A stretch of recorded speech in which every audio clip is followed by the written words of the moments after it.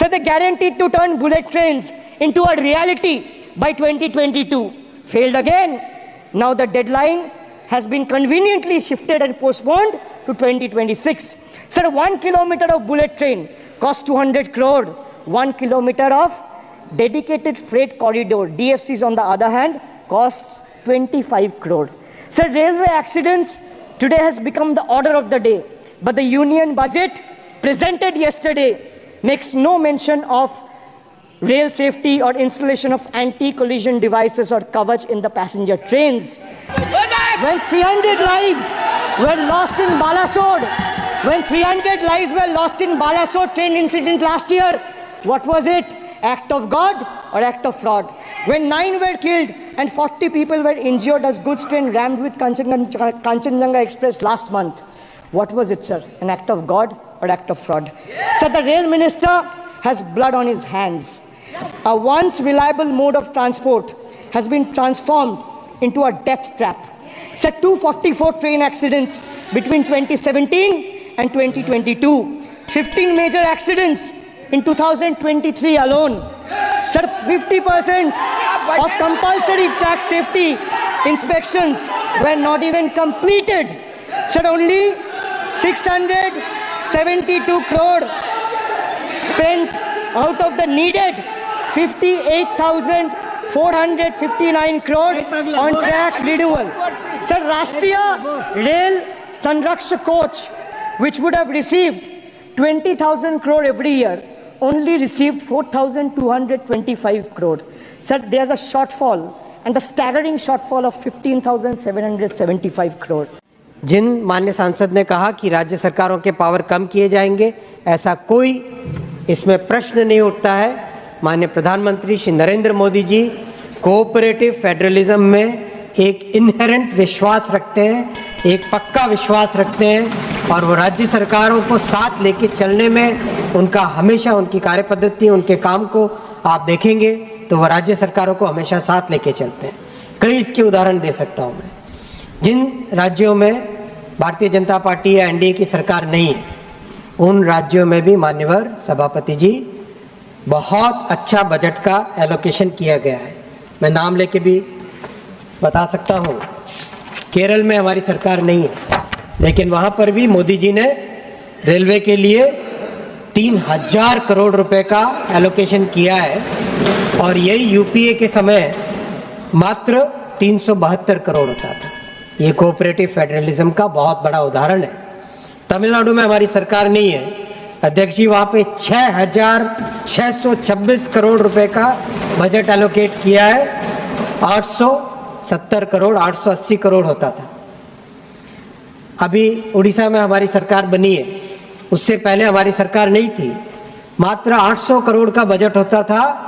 UPA सरकार के दौरान मोदी जी ने 10,000 करोड़ रुपए का बजट दिया है उड़ीसा में। पश्चिम बंगाल, जहां से इतने कद्दावर रेल मंत्री आते थे, please I am giving the example of cooperative federalism, 1 second please.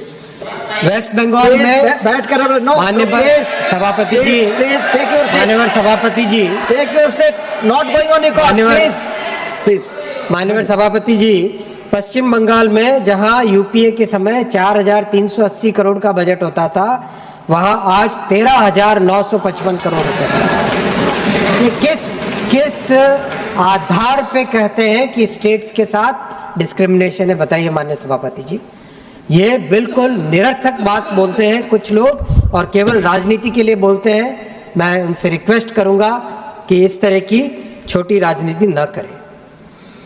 अध्यक्ष जी, ये बात सही है कि रेलवे में टेक्निकल लोगों को ज़्यादा इम्पोर्टेंस देनी चाहिए। मान्यवर मनोज झा जी ने भी कहा, सौरभ जी ने भी कहा, और मान्यवर कई सांसदों का इस तरह का मत था कि ज़रूर इसमें टेक्निकल लोगों को, क्योंकि बहुत ही टेक्निकल ऑर्गेनाइजेशन है।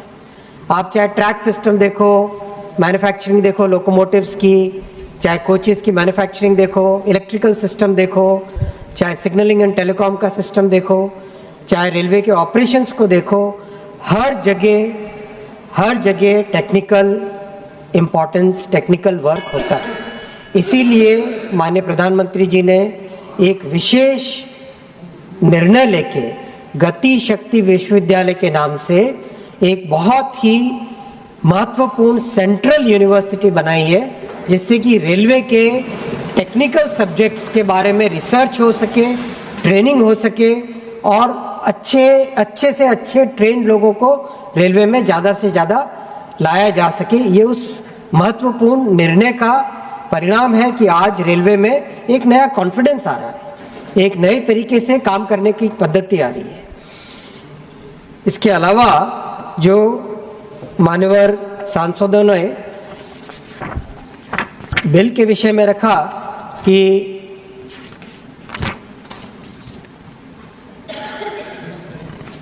बहुत मेरे ख्याल से किसी ने कहा कि बहुत बड़ा रिफॉर्म की अपॉर्चुनिटी थी और इस बिल के माध्यम से रिफॉर्म किया जा सकता था। सभापति महोदय, 10 वर्षों के अगर रिफॉर्म्स को अगर आप देखेंगे तो वो लिस्ट इतनी लंबी है कि आप इस बिल की बात भूल जाइए। एक लगातार रिफॉर्म किए जा रहे हैं। माननीय प्रधानमंत्री श्री नरेंद्र मोदी जी रिफॉर्म्स में एक अटूट भरोसा रखते हैं। किसी के कंपल्शन में आके रिफॉर्म करने की बात नहीं है, वो पूरे कन्विक्शन के साथ रिफॉर्म करते हैं।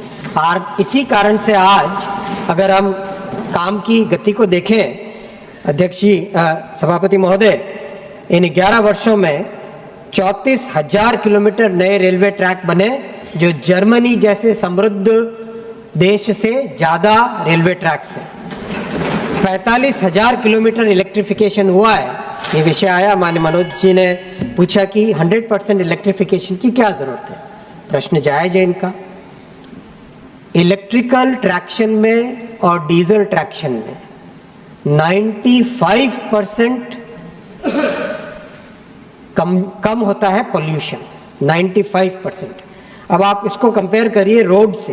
पहले अगर रोड से रेल को कंपेयर करें तो ऑलरेडी करीब 90% कम हो जाता है पोल्यूशन, कार्बन डाइऑक्साइड का जो एमिशंस है वो। और इलेक्ट्रिकल और डीजल को जब कंपेयर करें तो फिर सिग्निफिकेंट कमी आती है। तो ये देश के लिए बहुत बड़ी ज़रूरत है कि हम मैक्सिमम ट्रांसपोर्टेशन इलेक्ट्रिकल मेथड से करें। और वैसे भी हमारे पेट्रोलियम की रिजर्व्स लिमिटेड है और हम इलेक्ट्रिसिटी अपने खुद के सोर्सेज से जनरेट कर सकते हैं।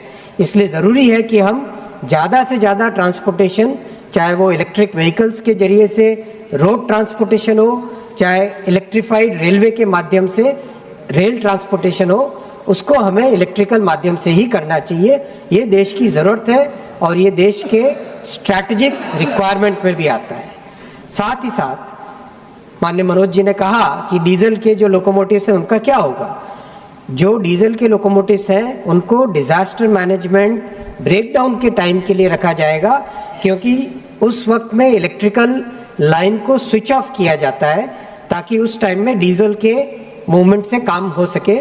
कई सारे जो बहुत पुरानी टेक्नोलॉजी के बहुत डीजल कंज्यूमिंग लोकोमोटिव्स थे, उनका ऑलरेडी एक तरीके से जो बेचे जा सके उनको बेचा गया है, कि जिनको एक्सपोर्ट किया जा सके उनको एक्सपोर्ट भी किया गया है और कुछ को कन्वर्ट भी किया गया है।